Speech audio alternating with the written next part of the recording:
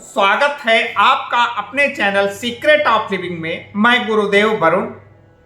जैसा कि मैं अक्सर लोगों को बताता रहता हूं कि यदि आपको अपने नवग्रहों को सुधारना है तो उनके साथ चलना प्रारंभ कर दीजिए। साथ चलने का मतलब कि उन नवग्रहों के विपरीत कोई कार्य मत करिए जिससे उन ग्रहों का फल खराब हो। यदि आप नवग्रहों के विपरीत कार्य करेंगे तो वही नवग्रह खराब फल देंगे। छोटी छोटी बातों का ध्यान रख के आप अपने नवग्रहों को अच्छा कर सकते हैं। आज मैं आपको उन्हीं छोटी बातों में से एक बातें बताने जा रहा हूं जिससे आप बहुत आसानी से अपने नवग्रहों के फल में सुधार कर सकते हैं। जीवन में सफलता उन्नति के शिखर पर पहुंच सकते हैं। सभी नवग्रहों के अनुसार आज मैं नवग्रहों के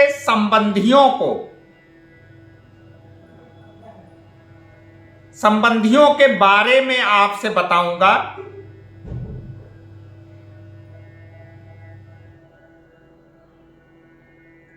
उन्हीं संबंधियों से अपने संबंध को अच्छा करके आप नवग्रहों को कैसे ठीक कर सकते हैं। सर्वप्रथम सूर्य के बारे में बताते हैं।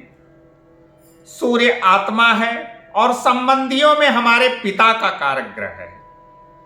जब भी जन्म कुंडली में सूर्य पीड़ित होते हैं, सूर्य अपनी नीच राशि के या राहु के साथ ग्रहण योग में होते हैं या किसी भी प्रकार से यदि अधिक पीड़ित होते हैं तो उसका लक्षण यह है कि उस व्यक्ति की अपने पिता से नहीं बनती, उस व्यक्ति का अपने पिता से वैचारिक मतभेद रहता है।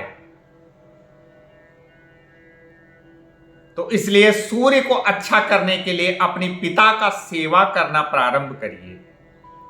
प्रतिदिन सुबह पिता के चरण स्पर्श करिए, पिता की बातों का कहना मानिए और पिता का सेवा प्रारंभ करिए, जिससे सूर्य आपकी जन्म कुंडली में बहुत अच्छा फल देने लगेंगे और आप सूर्य से संबंधित जितने भी दुष्प्रभाव हैं उनसे दूर रहेंगे।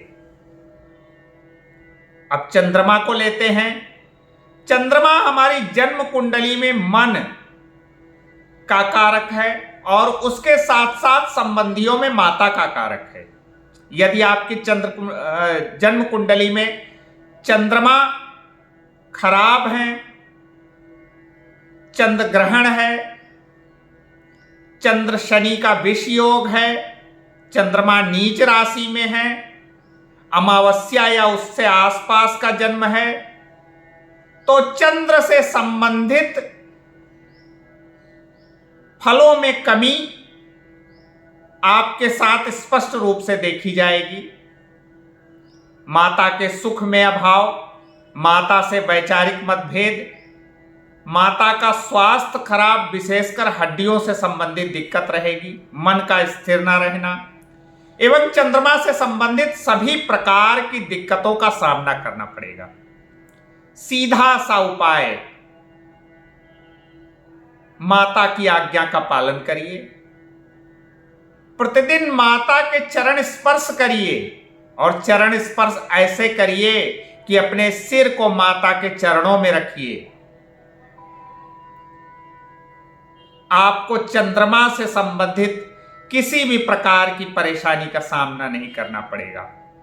जितनी माता की सेवा करेंगे उतना ही चंद्रमा आपका अच्छा होता जाएगा। जन्म कुंडली में किसी भी प्रकार का फल दे रहा हो, नीच हो, किसी भी प्रकार का खराब से खराब फल दे रहा हो, आप माता की सेवा करिए, अनुभव कीजिए।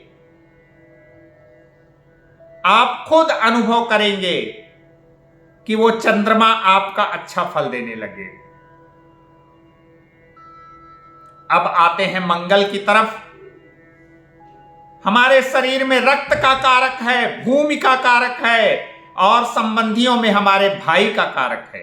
यदि आपकी जन्म कुंडली में मंगल कमजोर फल दे रहे हैं, नीच के मंगल हैं, या अष्टम भाव में मंगल स्थित हैं, तो भाई से वैचारिक मतभेद रहेगा।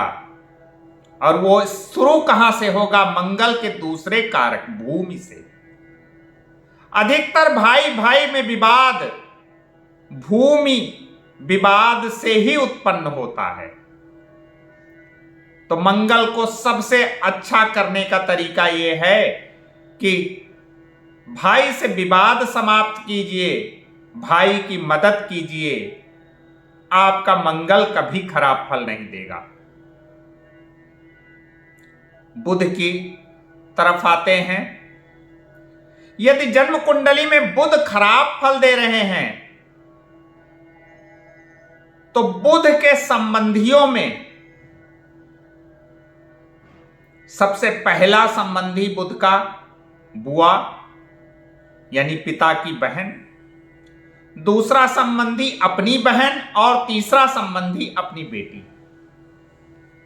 यदि बुध का खराब फल है तो इन लोगों से सुख नहीं मिलेगा, वैचारिक मतभेद रहेगा। यदि वैचारिक मतभेद ना भी रहे तो ये लोग दुखी रहेंगे।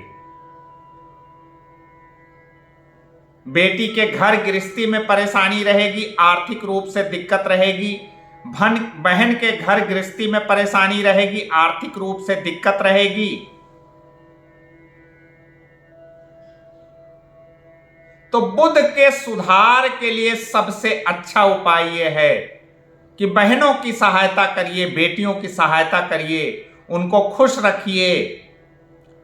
और सबसे महत्वपूर्ण उपाय है कि आप बहन और बेटियों का कर्ज अपने ऊपर मत चढ़ाइए।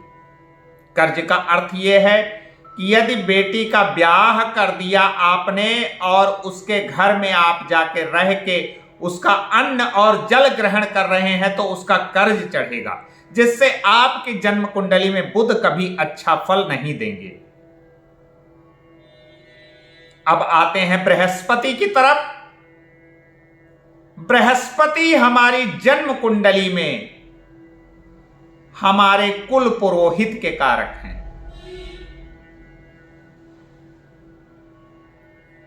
कुल पुरोहित पहले के जमाने में कुल के एक पुरोहित होते थे जिनसे पूजा पाठ किया जाता था। सभी प्रकार के मांगलिक कृत्य में, अमांगलिक कृत्य में वो कुल पुरोहित आते थे। उनको दान दिया जाता था, उनसे पूजन करवाया जाता था और वंशानुगत पीढ़ी दर पीढ़ी उनके बच्चे पोते, हमारे बच्चे और पोतों के कुल पुरोहित होते थे। वो परंपरा अब समाप्त होती जा रही है, इसीलिए बृहस्पति खराब होते जा रहे हैं। बृहस्पति को अच्छा करने के लिए कुल पुरोहित को कभी मत बदलिए, कुल पुरोहित की सेवा करिए और समय समय पर उनको वस्त्र दान और उनकी प्रसन्नता के लिए कार्य करिए। यदि आपके कुल पुरोहित नहीं हैं तो मंदिर में जाइए, मंदिर के पुजारी की सेवा करिए, उनको दान करिए, उनको प्रसन्न करिए, जिससे आपके बृहस्पति आपको बहुत अच्छा फल देने लगेंगे। और जन्म कुंडली में कैसे भी बृहस्पति हो, नीच के हो, किसी भी प्रकार से खराब फल दे रहे हो, लेकिन यदि आप इन चीजों को करने लगिए तो बृहस्पति आपके बिल्कुल अच्छा फल देने लगेंगे। अब आते हैं शुक्र की तरफ। धन तो बृहस्पति देते हैं, लेकिन लग्जरी शुक्र देते हैं। शुक्र हमारे संबंधियों में पत्नी का कारक है। आप अपनी पत्नी को जितना प्रसन्न, जितना संतुष्ट रखेंगे उतना ही शुक्र आपकी जन्म कुंडली में अच्छा फल देंगे। जिनकी भी जन्म कुंडली में शुक्र की विकृति होती है, पत्नी से वैचारिक मतभेद रहता है, पत्नी का स्वास्थ्य बाधा युक्त रहता है, इसलिए शुक्र की प्रसन्नता के लिए यानी पत्नी की प्रसन्नता के लिए कार्य करिए। आपका शुक्र हमेशा अच्छा फल देगा। शनि आपके जन्म कुंडली में चाचा और ताए के कारक हैं। चाचा पिता के भाई, ताया पिता के बड़े भाई, चाचा छोटे भाई। इन लोगों को प्रसन्न रखिए, कुटुंब को साथ रखिए।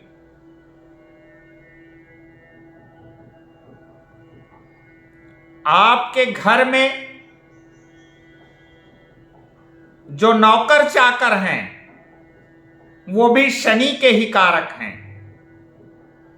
नौकरों को प्रसन्न रखिए, शनि आपका कभी अहित नहीं करेंगे।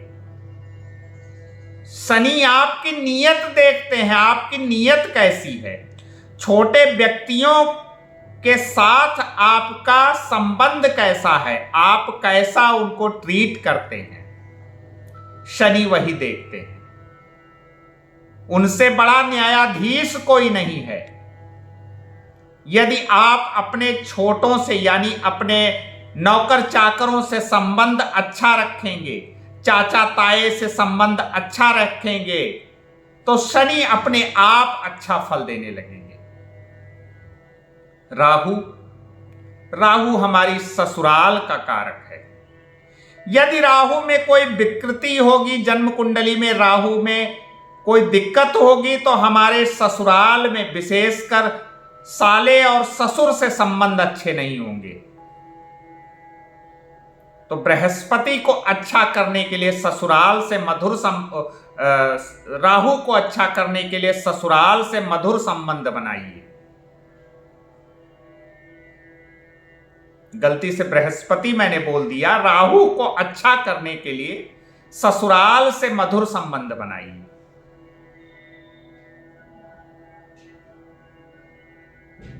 आपका ससुराल से जितना अच्छा संबंध रहेगा, आपके राहु उतना उत्तम फल देंगे। केतु, अब केतु की तरफ आते हैं। केतु आपके पुत्र का कारक है। जिसका केतु विकृत होता है, जिसका केतु खराब होता है, उसको पुत्र उत्पन्न करने में बाधा आती है।